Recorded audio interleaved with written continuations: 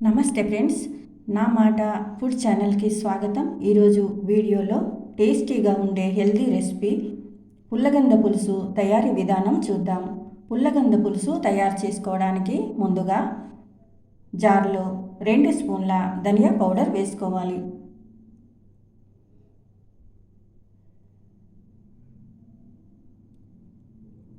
అర స్పూన్ జీలకర్ర వేసుకోవాలి.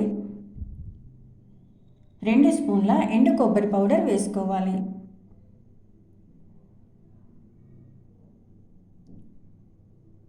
2 లవంగాలు, కొద్దిగా అల్లం వేసుకోవాలి.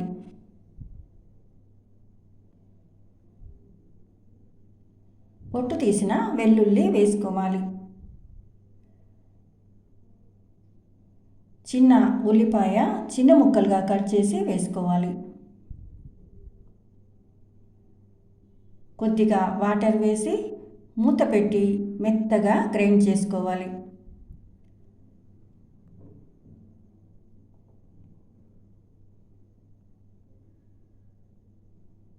ఈ విధంగా గ్రైండ్ చేసిన తర్వాత పక్కన పెట్టుకోవాలండి.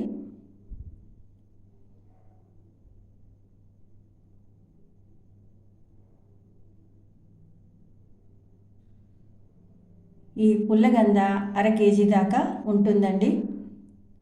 దీనిని తెలంగాణలో పుల్లగంద అంటారు. ఈ మట్టి అంతా కడిగేసి పైన పీలప్ చేసి ముక్కలుగా కట్ చేసుకోవాలి. తర్వాత స్టవ్ ఆన్ చేసుకొని స్టవ్ పైన గిన్నె పెట్టిన తర్వాత పుల్లగంద ముక్కలు వేసి తగినంత వాటర్ వేసి కొద్దిగా పసుపు, కొద్దిగా చింతపండు, 1 స్పూన్ సాల్ట్ వేసి మూత పెట్టి 70% ఉడికేదాకా ఉడికించుకోవాలి.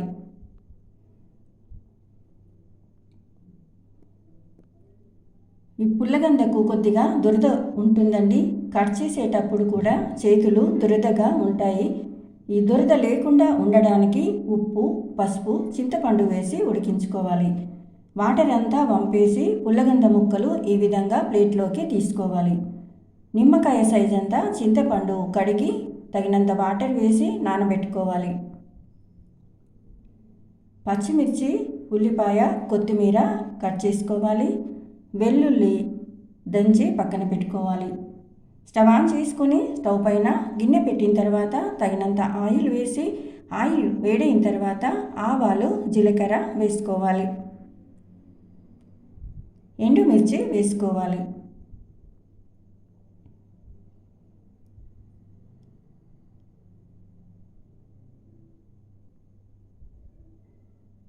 పచ్చిమిర్చి వేసుకోవాలి. దంచి పెట్టుకున్న వెల్లుల్లి వేసుకోవాలి. చిన్నగా కట్ చేసిన ఉల్లిపాయ ముక్కలు వేసుకోవాలి. కరివేపాకు వేసుకోవాలి. పసుపు వేసుకోవాలి. వేయించిన మెంతి పౌడర్ 1/2 స్పూన్ వేసుకోవాలి. తగినంత కారం వేసుకోవాలి. గ్రైండ్ చేసిన మిశ్రమం వేసుకోవాలి. కొత్తిమీర వేసుకోవాలి. తర్వాత ఉడికించిన పుల్లగంద ముక్కలు వేసుకోవాలి. ఈ విధంగా అంతా కలిసేటట్టు బాగా కలుపుకోవాలి. ఇలా కలిపిన తర్వాత మూత పెట్టి 1 నిమిషం పాటు ఉడికించుకోవాలి.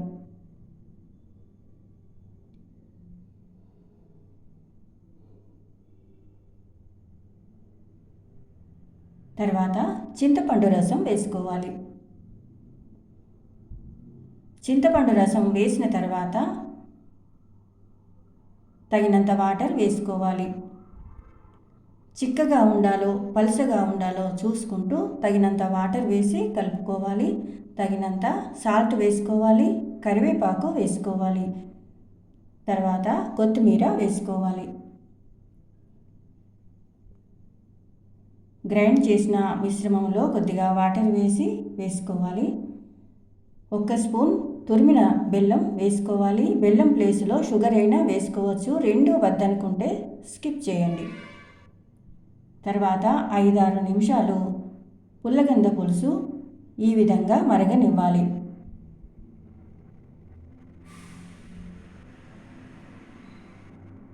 పులుసు ఈ విధంగా చిక్కబడుతుంది. ముక్క కూడా చాలా బాగా ఉడుకుతుంది.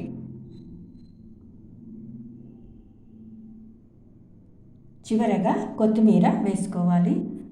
తర్వాత స్టవ్ ఆఫ్ చేసుకోవాలి. ఇలా తయారు చేసుకున్న పుల్లగంద పులుసు చాలా టేస్టీగా ఉంటుందండి. రైస్లోకి చాలా బాగుంటుంది. పుల్లగంద ఫ్రై వీడియో కూడా మన ఛానల్లో ఉంటుంది. ఎవరైనా చూడకపోతే చూడండి. ఈ వీడియో మీకు నచ్చితే లైక్ చేయండి, షేర్ చేయండి. నా మాట ఫుడ్ ఛానల్ని సబ్స్క్రైబ్ చేసుకోండి. Thank you for watching.